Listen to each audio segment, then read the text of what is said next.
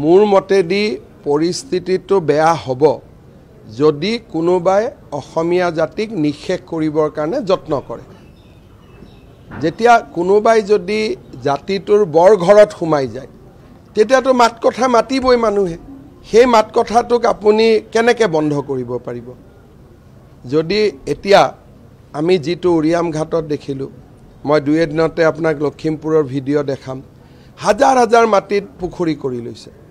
তাত নেকি ক'তো গৰাখহনীয়াৰ কথা নাই। যদি গৰাখহনীয়া মাটি ভাঙা মানুহ হ'লহেঁতেন 1.5 কঠা মাটি ল'লেহেঁতেন, 2 কঠা মাটি ল'লেহেঁতেন। গোটেই জাগাত হাজাৰ হাজাৰ পুখুৰী বনাই ব্যৱসায় কৰি আছে। গতিকে লখিমপুৰ, যোৰহাট, শিৱসাগৰ এইবিলাক হ'ল জাতিটোৰ বৰঘৰ। আৰু জাতিটোৰ বৰঘৰত যদি কোনোবাই সোমাই যায় আৰু যদি কোনেও মাত নিদিয়ে, এই জাতিটো কোনে উদ্ধাৰ কৰিব? গতিকে আইন হাতত নোলোৱাকৈ মোৰ মতেদি জাতিয়ে সমস্বৰে মাত মাতিব লাগে। আৰু ইয়াৰ পিছত আৰু সুযোগ নাহে। খালি আইন হাতত ল'ব নালাগে। আইন হাতত নোলোৱাকৈ জাতিয়ে যিমান পাৰে সিমান আন্দোলন কৰিব লাগে এনেকুৱা ধৰণৰ ঘটনাৰ বিৰুদ্ধে। খালি আইন হাতত ল'ব নালাগে। আইন হাতত লোৱা পুলিচৰ কাম, ন্যায়ালয়ৰ কাম, প্ৰতিবাদ কৰা জাতিৰ কাম। আৰু জাতিয়ে যদি প্ৰতিবাদ নকৰে আইনে কেনেকৈ শুনিব? গতিকে মইতো কোনো বেয়া ভাবা নাই, খালি নিজে যাব নালাগে। যোৱা কামটো পুলিচৰ। যদি তেওঁলোকে তাতে আছে, ৰাইজে বেয়া পাইছে, দাবী কৰাততো কোনো আপত্তি নাই। উলিয়াই দিব নিদিব এইটো পুলিচৰ কাম। কিন্তু মোৰ ভোক লাগিছে, ভোক লগা বুলি কোৱাত কি আপত্তি আছে? যদি কোনোবা মানুহ যি আমাৰ সভ্যতা সংস্কৃতিৰ লগত নিমিলে, মই ভাড়া ঘৰত থাকোঁ, কালি যদি ভাড়া ঘৰটোত মই গৰু এটা মাৰি দিওঁ যে মইতো এইটো খাব পাৰোঁ, ওচৰত মন্দিৰটো কেনেকৈ থাকিব? মন্দিৰটো উঠি যাব। গতিকে অসমততো ভাড়া ঘৰে সমস্যা।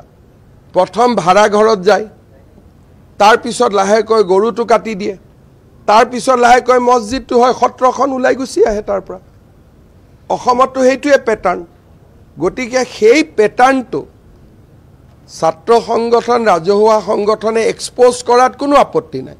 কিন্তু ফাইনেল কামটো কৰিব নালাগে। আপুনি ভাড়া ঘৰত যাব নালাগে। যোৱাৰ কামটো আমাৰ।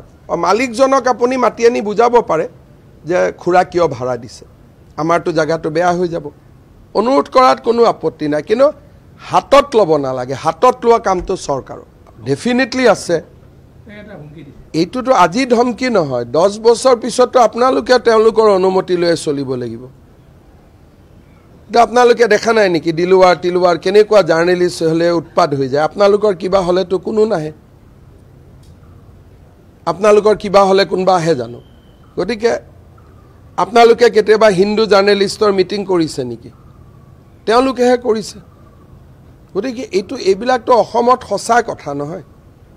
গতিকে আমাৰ জাতিটো দাব খাই খাই খাই খাই কিছুমানে চাৰেণ্ডাৰ কৰিছে, কিছুমানে যুঁজিব চেষ্টা কৰিছে।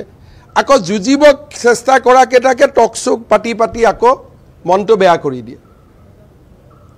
কেইটামানে যুঁজি আছে, যুঁজি থাকে কেইটাকো আকৌ টকশ্ব' পাতি গালি গালাজ কৰি সিহঁতৰ মনটো বেয়া কৰি দিয়ে। ক'ত যুঁজিব? লাষ্টত আপোনালোকৰ ভণ্টি বাইদেউকো সেই জেগাতে বিয়া দিব লাগিব। মই 2-এটা ভিডিঅ' দেখিছোঁ, আৰু যিসকলে চৰকাৰক বা অসমীয়া বা আমাৰ অসমৰ যিটো জাতীয় চেতনাক প্ৰতিনিধিত্ব কৰিছে, তেওঁলোক আমাৰ চৰকাৰৰ নটিছত থাকিব। আৰু যেতিয়াই সময় সুবিধা পাওঁ USTM টাইপ, তেতিয়াই তেওঁলোকক ব্যৱস্থা লোৱা হ'ব।